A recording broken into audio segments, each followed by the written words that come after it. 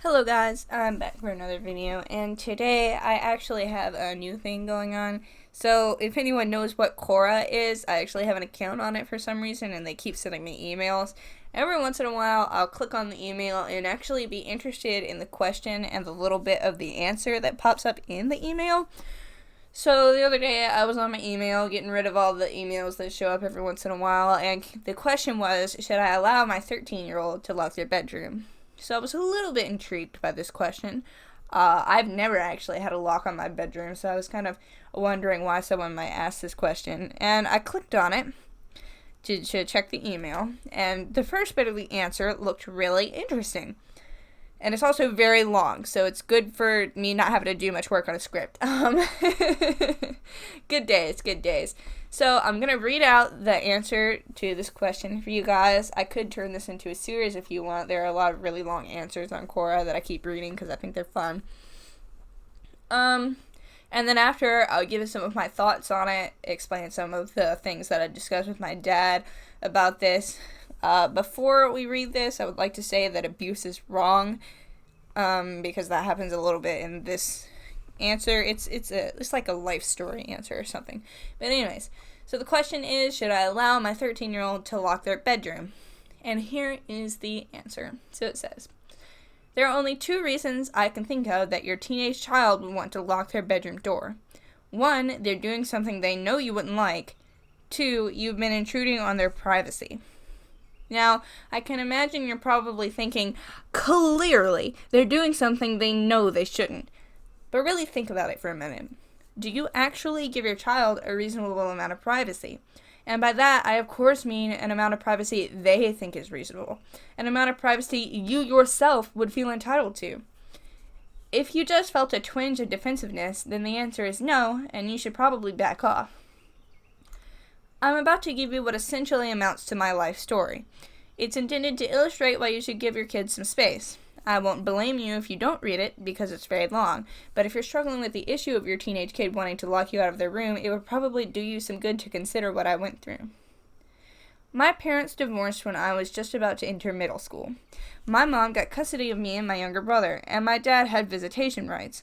I can imagine it was rough on my mom, having to raise the two of us on her own earnings as a waitress/bartender, and the infrequent child support payments she got from my dad. He sort of squatted in the guest house of some folks I was always told were relatives in the vaguest of terms, meaning they probably weren't actually related to us, but friends of the family. I didn't find out until many years later that a lot of my cousins weren't even relatives at all. The place was directly behind a strip club that played loud electronic music all night. He never had any money, spending most of what he earned on weed. He also spent all of the money my paternal grandmother left to my brother and me when she died, so neither of us had any money put aside for college. I hope my resentment over that fact doesn't come off as callous. I was far closer to my grandmother than anything else in the world. I suspect that a lot of what my dad earned was under the table, so we didn't have to report the income and therefore didn't have to pay child support.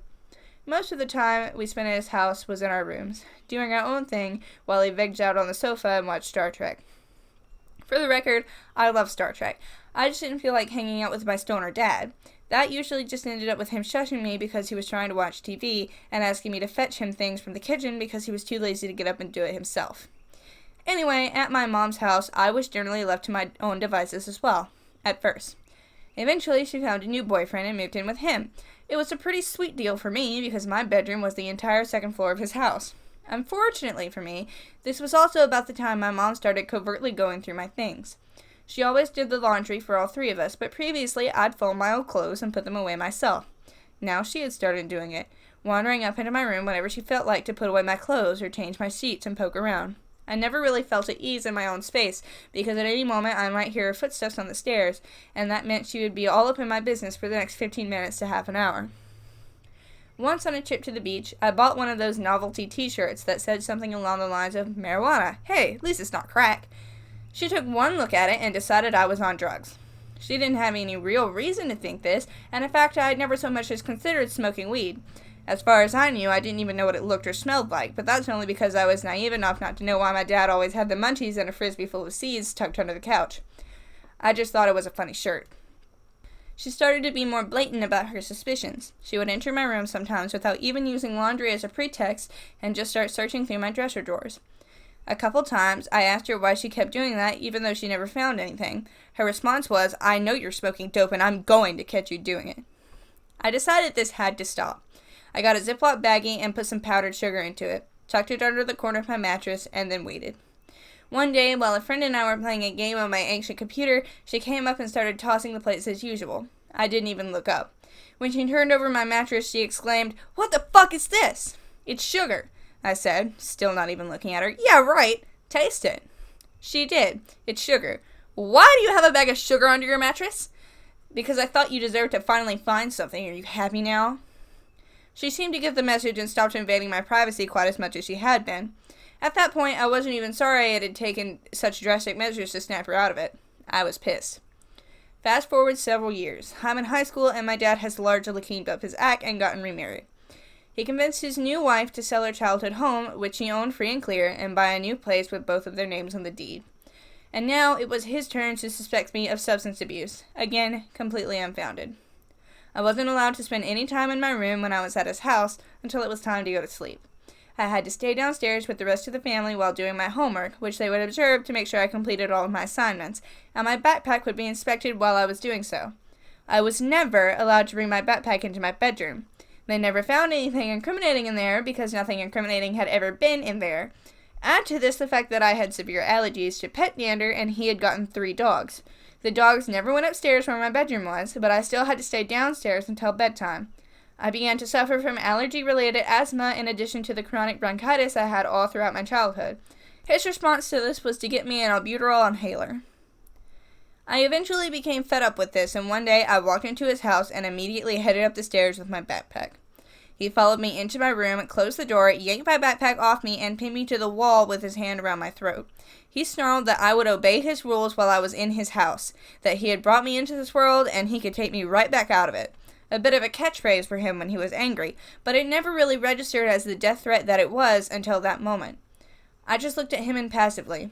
I was done. I decided that this was the last time I'd ever go visit him. I considered attacking him when he turned his back. He didn't give me the chance, marching me out of the room and following behind me down to the kitchen table, where he threw down my bag, dumped it out, and told me to get to work on my homework. To this day, he has yet to admit that this even happened, let alone apologize or try to explain himself. The next day, I set up a job interview and got hired at my local grocery store as a cashier. I asked my mom to tell my dad that I wouldn't be coming over anymore because I had to work. He refused to let me have any of the things I brought to his place to entertain myself, instead deciding he'd use them as a bargaining chip. Once I'd come over and hung out a couple times, he'd think about letting me have my stuff. I decided it wasn't worth it. That stuff ended up getting shoved in boxes and stuffed under the basement steps. Eventually, it was destroyed by a flood. By that point, a lot of it had become valuable collector's items, which I could have sold off to help feed myself in my early years of being out on my own. I hated my job, but I didn't hate it as much as the way I had been treated, so it was at least an improvement. When I moved out and got my own place at the ripe old age of as soon as I could manage it, I gave my mom a key to my front door in case of emergency. She showed up at my house several times unannounced and one morning simply let herself in while I was still asleep. She woke me up by complaining that my place was a mess.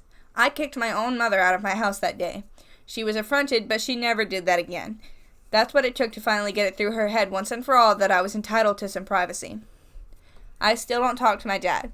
I have a half-sister who just started college last year and whom I barely know. I do know that she's intelligent, and I really hope that she succeeds at everything she wants to accomplish. We're in touch infrequently via Facebook, but the conversations are mostly superficial. My relationship with his side of the family is strained at best, and I only really see them if I happen to run into them in public somewhere. They always ask me why I don't make up with my dad and start coming around again. He is your dad. You'll be sorry if you never mend that fence. I just tell them that I can't stand to be in the same room as him and that I have my reasons for that. I'm in my mid-30s now. I'm married. My wife has a much closer relationship to her parents, even though they're just as dysfunctional as any other family. I thought that people were only that open with their families in TV sitcoms. I still visit my mom on holidays, less frequently now than I used to, since my wife's family lives several hours drive away, and we sometimes go to their house for holidays instead. Getting a text message or phone call from my mom is out of the ordinary, unless it's to confirm that we're getting together for a holiday dinner. For Christmas last year, she gave me a festive kitchen towel that said, "He sees you when you're drinking," a cheeky reference to the song Santa Claus is Coming to Town. She explained that she thought of me when she saw it because she knows I like to drink a lot. I don't, in fact. I have less than one alcoholic beverage a month, on average. I told her so, and she cheerfully changed the subject. She buys me clothing that I would never wear. If my wife doesn't use it, I sit around with the tags and still attached until we eventually donate it to charity. Mom means well, but she doesn't know me. She just likes to pretend that she does, because it makes her feel like a better parent. Like I said before, I'm sure it was tough for her to essentially raise us on her own, so I don't resent her. It's just a really sad situation. I try to talk to her, but she doesn't really want to listen. It probably makes her uncomfortable just to realize how far apart we ended up growing. I have to assume this isn't the kind of relationship you want to have with your child, and I'm not saying that it will be, but if you don't give them some space, they're going to shut down on you. At best, things might get better eventually. That never happened for me and my parents. At worst, they might want to do nothing with you, which is where me and my dad ended up. Somewhere in the middle is this limbo where my mom lives, not really knowing or understanding her kids, but going through the motions anyway. Don't let that happen. So that was this user's answer to should I allow my 13-year-old to lock their door. And there are a lot of things that I agree with, and there are a lot of things that I think were left unsaid. So one of the first things, I had a discussion with my dad about this after I copy-pasted it to this Google Doc so I could look at it. I thought it was interesting, and we had a little bit of a discussion. So to preface this discussion, I'd like to say that while I've never had a lock on my door, I've almost always had some amount of privacy in my room. We were never really supposed to close the door, but now that I've gotten older, when I do close the door, I'm mostly left alone. They knock, The door doesn't really close, but, they announce their presence before just walking in. So I have some amount of privacy.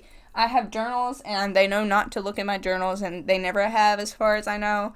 I trust that they never have, and that's really what it is we have a relationship of trust between us. Now, what's left unsaid here is the fact that kids, no matter how old they are, living with their parents, are living there under sufferance, for real. They don't have to keep them there. I mean, they're technically legally obligated to, but they don't have to keep them there comfortably, if that makes any sense. Anything that a child has, they have because of their parents, and it's their parents' choice whether or not they're supposed to keep it. So really, it is her mom and dad's right to have done that, no matter how ridiculous it is that they did that, if that makes sense.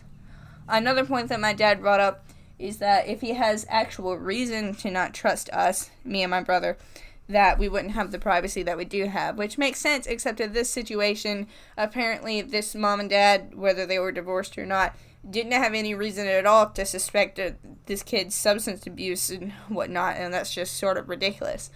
So in the end, my thoughts on this are very easy to understand. When you're a little kid, you need supervision, You're small, you're learning, you do stupid things. That's just kind of what little kids do.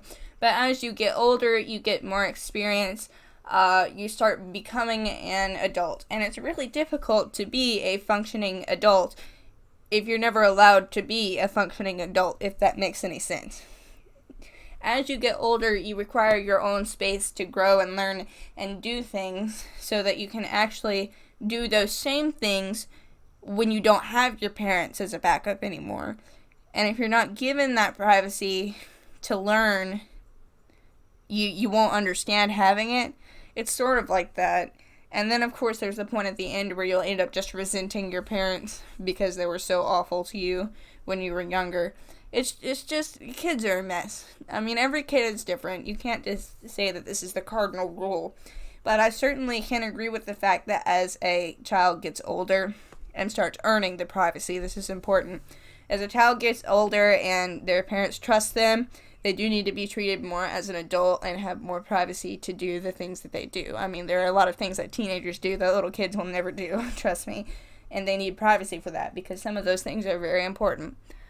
So I hope that all of that made sense, because nothing I say ever really makes sense.